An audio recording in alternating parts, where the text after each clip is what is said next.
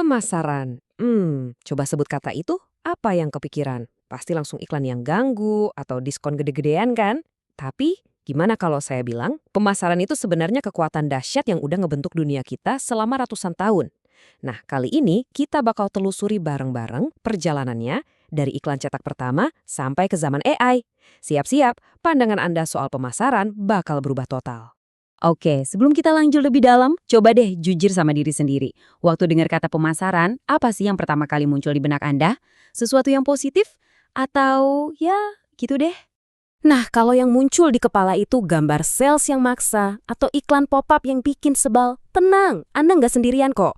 Itu tuh miskonsepsi paling umum soal pemasaran. Dan hari ini kita bakal bongkar tuntas semua itu.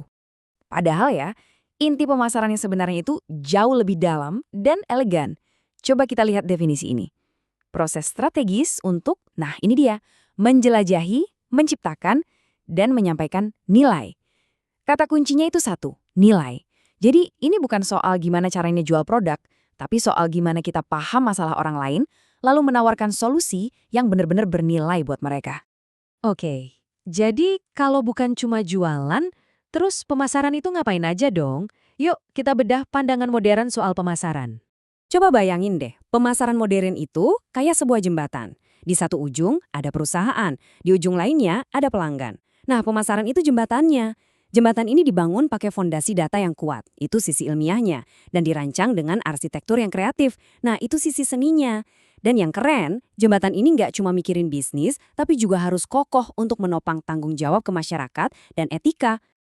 Oke, kalau gitu, kerjaan pemasaran itu sebenarnya apa aja sih? Ada 6 peran super penting yang nunjukin kalau pemasaran itu ibarat jantungnya bisnis. Yuk kita lihat cepat satu persatu. Pertama, melibatkan pelanggan. Ini bukan cuma teriak-teriak lewat iklan, tapi ngajak ngobrol. Kedua, membangun reputasi. Ini yang bikin orang percaya sama kita, bahkan sebelum mereka beli apa-apa. Ketiga, menjaga hubungan. Kenapa? Karena pelanggan setia itu, jauh lebih berharga dari sekedar satu kali transaksi. Keempat, ya jelas, meningkatkan penjualan. Pasti itu.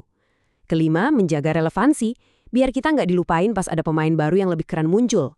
Dan yang terakhir, mendorong keputusan.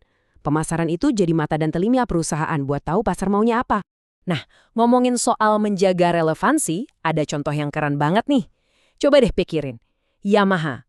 Gimana ceritanya sebuah merek bisa sukses jualan piano sekaligus motor selama 137 tahun?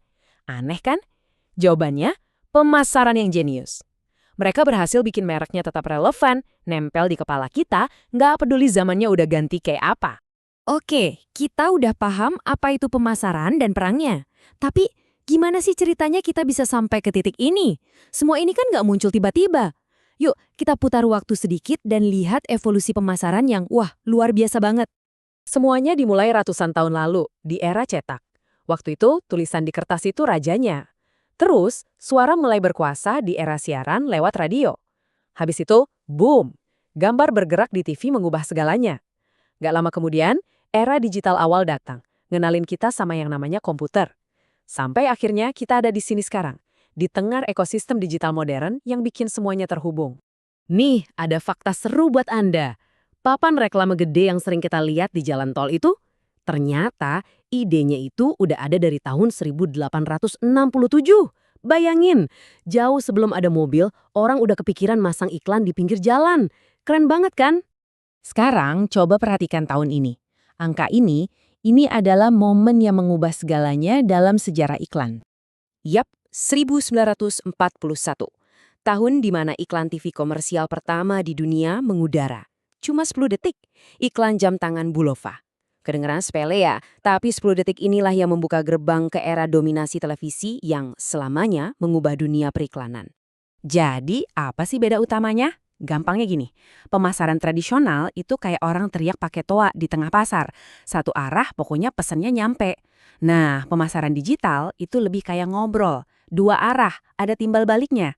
Alatnya juga beda jauh. Dari papan reklame, sekarang kita pakai media sosial, email, bahkan AI yang bisa bikin obrolan jadi super personal. Oke, dari semua perjalanan tadi, apa pelajaran paling penting yang bisa kita petik? Yuk kita simpulkan. Jadi, intinya tuh bukan soal tradisional lawan digital. Itu cara pikir yang keliru banget.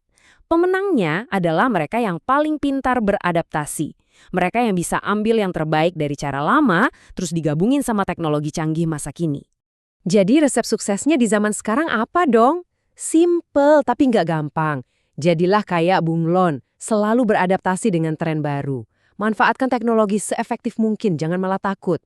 Fokus bangun hubungan jangka panjang sama pelanggan, bukan cuma ngejar transaksi. Dan yang paling penting, kreativitas dan inovasi itu wajib ada di semua saluran, gak peduli tradisional atau digital.